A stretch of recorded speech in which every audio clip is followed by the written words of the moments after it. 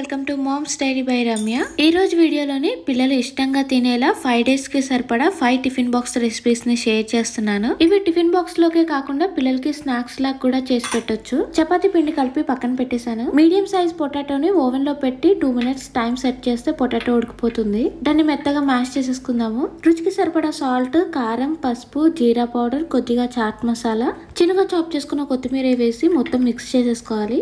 ఇలా స్టఫింగ్ అంతా ఉదయాన్నే చేయడం కష్టం అనుకుంటే మనం నైటే చేసి ఫ్రిడ్జ్ లో పెట్టుకోవచ్చు. చపాతీ పిండి మీద మనం చేసిన స్టఫింగ్ అంతా కూడా పెట్టేసుకొని ఆ చపాతీకి అంతా సరిపోయేలాగా చేతితో స్ప్రెడ్ చేసేసుకోవాలి. మొత్తం స్టఫింగ్ పెట్టేసిన తర్వాత వీడియోలో చూపించే విధంగా ఒక సైడ్ నుండి ఫోల్డ్ చేసేసుకోవాలి. ఇలా ఫోల్డ్ చేసిన తర్వాత నైఫ్ తోటి పీసెస్ లాగా కట్ చేసుకోవాలి. చేతికి కొద్దిగా నూనెను అప్లై చేసుకుని వీడియోలో చూపించే విధంగా దాని మీద కొద్దిగా చేతితో ప్రెస్ చేసుకోవాలి. ఇలా అన్నిటిని ప్రెస్ చేసుకున్న తర్వాత పాన్ మీద కొద్దిగా ఆయిల్ వేసుకుని మీడియం టు లో అడ్జస్ట్ చేసుకుంటూ రెండు వైపులా ఫ్రై చేసుకోవాలి. లో ఫ్లేమ్ లో పెట్టి కుక్ చేసుకోవడం వల్ల అది లోపలి వరకు బాగా ఉడికి బాగుంటుంది టేస్ట్. మనం చేసినవన్నీ కూడా చిన్న సైజ్ లోనే కాబట్టి అన్నిటిని ఒకేసారి పాన్ లో వేసుకొని మనం కుక్ చేసుకోవచ్చు. ఇవి టర్న్ చేసేటప్పుడు ఒకసారి ప్రెస్ చేయాలి దాని మీద. ఇలా ప్రెస్ చేయడం వల్ల అవన్నీ కూడా ఈవెన్ సైజ్ లో వస్తాయి. ఆలూ పరాటా చేయడం రాని వాళ్ళు దీన్ని ట్రై చేయొచ్చు. సేమ్ మనకి టేస్ట్ ఆలూ పరాటా లాగే ఉంటుంది. రెండు వైపులా బాగా కుక్ చేసుకుంటే మనకి ఆలూ పరాటా బైట్స్ అయితే రెడీ అయిపోయాయి. ఈ రోజు పిల్లల బాక్స్ లోకి ఫ్రై చేసిన స్పైసీ మకానా, ఆలూ పరాటా బైట్స్ ని కూడా పెట్టేశాను. అంతే, పిల్లలకి నచ్చేలా ఫస్ట్ డే టిఫిన్ బాక్స్ అయితే రెడీ అయిపోయింది.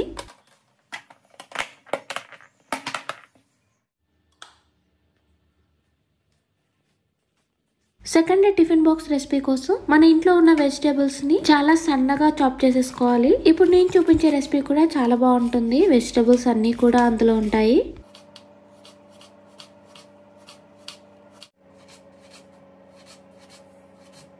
వెజిటేబుల్స్ అన్నిటిని సన్నగా చాప్ చేసుకున్న తర్వాత ఒక బౌల్లోని సన్నగా చాప్ చేసుకున్న cabbage, capsicum, carrot, potato, onions వేసి ఒకసారి మిక్స్ చేసుకుందాము. ఒకవేళ పిల్లలు మిర్చి తింటారు అనుకుంటే అది కూడా సన్నగా చాప్ చేసుకుని వేసుకోవచ్చు. 3 టేబుల్ స్పూన్ల బియ్యం పిండి, 3 టేబుల్ స్పూన్ల శనగపిండి వేసుకుని రుచికి సరిపడా సాల్ట్, కారం, పసుపు, ధనియా పౌడర్, జీరా పౌడర్ కూడా వేసుకుని ఒకసారి మిక్స్ చేసేసుకుందాము. వెజిటేబుల్స్ లో ఉండే మాయిశ్చర్ వల్ల కూడా పిండి మొత్తం కలిసిపోతుంది. కొద్ది కొద్దిగా వాటర్ వేసుకుంటూ మిక్స్ చేసుకుంటూ ఉండాలి. మరి లిక్విడ్ కన్సిస్టెన్సీలో కలపకుండా స్పూన్ తో ఇలా పట్టుకోగానే అంతా వెజిటేబుల్స్ కూడా ఒక స్పూన్ లోకి ఇలా వచ్చాయి. వీడియోలో చూపించే విధంగా. వాటర్ ఎక్కువ అయ్యాయి అనిపిస్తే పిండిని కలుపుకోవచ్చు. పాన్ లోని కొద్దిగా ఆయిల్ ని వేసుకుని వెజిటేబుల్స్ అన్నిటిని కూడా వీడియోలో చూపించే విధంగా చిన్న చిన్న సైజ్ లో వేసుకోవచ్చు. పాన్ కేక్స్ లాగా. స్పూన్ తో కష్టంగా అనిపిస్తుంది అంటే చేతితోనే మనకి నచ్చిన సైజ్ లో వేసుకోవచ్చు. మీడియం ఫ్లేమ్ లో రెండు వైపులో బాగా క్రిస్పీగా అయ్యేంత వరకు కుక్ చేసుకోవాలి. వాటిని ఫస్ట్ టైం ఒకసారి టర్న్ చేసేటప్పుడు దాని మీద కొద్దిగా ప్రెస్ చేసుకుంటే ఈవెన్ గా ఉంటాయి. అవి రెండు బాగా ఫ్రై అయ్యాయంటే పిండి స్పూన్ కి అతుక్కోకుండా ఇలా క్రిస్పీగా సౌండ్ వస్తూ ఉంటుంది. వెజిటబుల్ ప్యాన్ కేక్స్ అయితే రెడీ అయిపోయాయి. ఇందాక ప్యాన్ కేక్స్ ని రెండే వేసాను కదా. ప్యాన్ సైజ్ ని బట్టి చిన్న చిన్న ప్యాన్ కేక్స్ ని వేసుకొని మార్నింగ్ టైం కిచెన్ లో టైం సేవ్ చేసుకోవచ్చు. చూసారా, క్రిస్పీగా ప్యాన్ కేక్స్ అయితే రెడీ అయిపోయాయి. ఈ రోజు టిఫిన్ బాక్స్ లోకి నట్స్ తో పాటు ప్యాన్ కేక్స్ ని కూడా పెట్టేశాను. అంతే, second day tiffin box ready అయిపోయింది.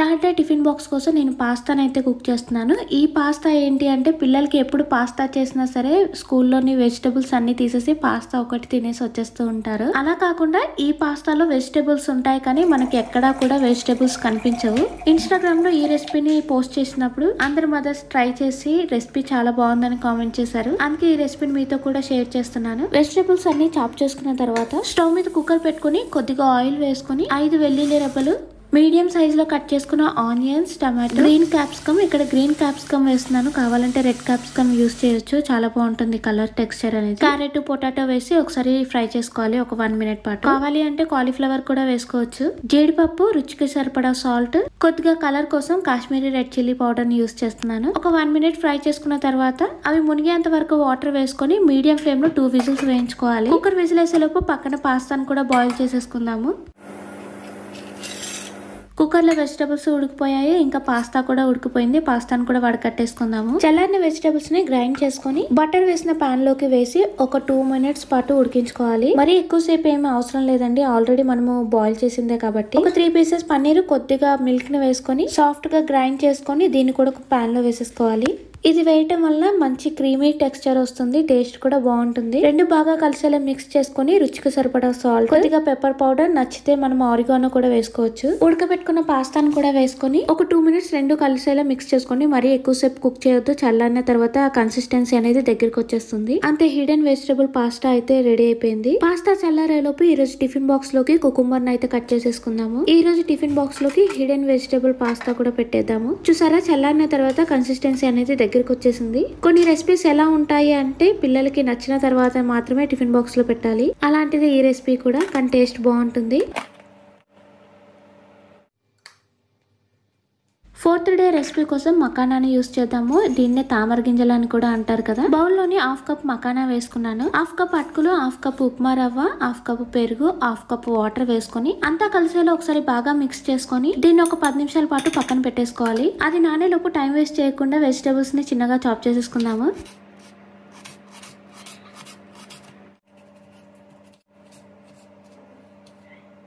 10 నిమిషాల తర్వాత పచ్చిమిర్చి, చిన్న అల్లం ముక్క, రుచికి సరిపడా సాల్ట్, 1/2 కప్ వాటర్ వేసుకొని మిక్సీ జార్ లో వేసి ఎక్కడ పలుకులు లేకుండా సాఫ్ట్ గా గ్రైండ్ చేసేసుకోవాలి. ఈ కన్సిస్టెన్సీ అయితే సరిపోతుంది. ఇందులోనే కొద్దిగా సోడాని వేసుకొని మిక్స్ చేసేసుకుందాము. వేరే బౌల్ లోని చిన్నగా చాప్ చేసుకున్న ఆనియన్స్, టమాటో, క్యాప్సికమ్, క్యారెట్ వేసుకుని మిక్స్ చేసేసుకుందాము. పాన్ లోని కొద్దిగా ఆయిల్ వేసుకుని ఊతప్పం లాగా చిన్న చిన్న సైజ్ లో వేసుకోవాలి. చాప్ చేసుకున్న వెజిటేబుల్స్ తో పాటు కొత్తిమీరను కూడా స్ప్రింకిల్ చేసుకోవాలి. దీన్ని నాన్ స్టిక్ పాన్ మీద అయితే మనం ఈజీగా టర్న్ చేసుకోవడానికి బాగుంటుంది. మీడియం ఫ్లేమ్ లో రెండు వైపులా బాగా కుక్ చేసుకోవాలి. సరిగ్గా కుక్ చేయకపోతే లోపల వరకు బాగా ఉడకదు. అంతే, మకానా పాన్ కేక్ అయితే రెడీ అయిపోయింది. ఈ పాన్ కేక్స్ కింద బాగా కుక్ అయితే పైన చూసారా బబుల్స్ ఎలాగ వచ్చాయో. ఇందాక వెజిటబుల్స్ వేయడం వల్ల మనకి కనిపించలేదు. దీని టేస్ట్ సేమ్ మనకి సాఫ్ట్ దోశ ఉంటుంది కదా, అలాగే ఉంటుంది. మార్నింగ్ టైమ్ లో మనం కొద్దిగా టైం చూసుకొని కుక్ చేసుకోవడం వల్ల ఫుడ్ అనేది బాగా కుక్ అయితే పిల్లలు బాగా ఇష్టంగా తింటారు. ఆరెంజ్ ఎప్పుడు పెట్టినా సరే అందులో సీడ్స్ తీసేసి ఆ తర్వాత మాత్రమే బాక్స్ లో పెడతాను. ఈ రోజు బాక్స్ లో ఆరెంజ్ తో పాటు మకానా పాన్ కేక్ కూడా పెట్టేశాను.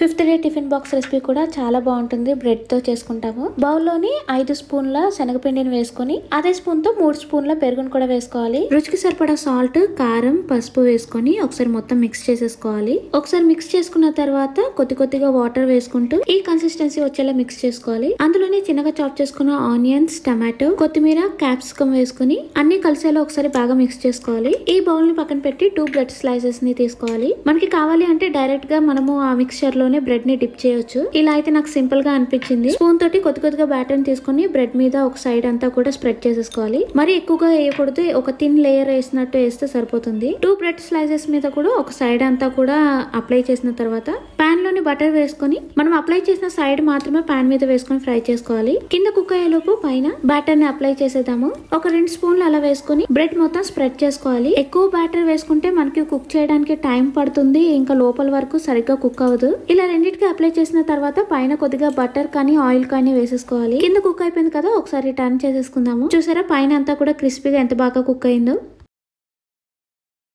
2-3 సార్లు టర్న్ చేసుకుంటూ ఇలా పైన లేయర్ అంతా కూడా క్రిస్పీగా అయ్యేంత వరకు ఫ్రై చేసుకోవాలి. వీటిని ప్లేట్ లో పెట్టుకుని చల్లార్చుకుందాము. ఆ లోపు పాన్ లో కొద్దిగా బటర్, పన్నీర్ ని సన్నని లేయర్ గా కట్ చేసుకుని ఒక 2 మినిట్స్ ఫ్రై చేసుకోవాలి. పన్నీర్ లో హై ప్రోటీన్ ఉంటుంది. పన్నీర్ వేసినా వేయకపోయినా సరే అది టేస్టీగానే ఉంటుంది బ్రెడ్ తోటి. పన్నీర్ ఫ్రై అయిన తర్వాత బ్రెడ్ మీద టమాటా కెచప్ కానీ గ్రీన్ చట్నీని కానీ అప్లై చేసుకుని ఫ్రై చేసిన పన్నీర్ పీసెస్ ను కూడా వేసేసి ఇంకో బ్రెడ్ స్లైస్ ని దాని మీద పెట్టేయాలి. బేసన్ పన్నీర్ శాండ్విచ్ రెడీ అయిపోయింది. దీన్ని వీడియోలో చూపించే విధంగా 4 ట్రయాంగిల్స్ గా చేసుకుంటే ఈ రోజు బాక్స్ లోకి శాండ్విచ్ తో పాటు కొన్ని గ్రేప్స్ కూడా పెట్టాను. ఈ రోజు వీడియోలో చూపించిన రెసిపీస్ అన్ని మీకు నచ్చాయని అనుకుంటున్నాను. ఈ వీడియో మీకు నచ్చినట్టయితే తప్పకుండా లైక్ చేసి మరిన్ని వీడియోస్ కోసం మన ఛానల్ ని సబ్స్క్రైబ్ చేసుకోండి. Thank you for watching. Bye bye.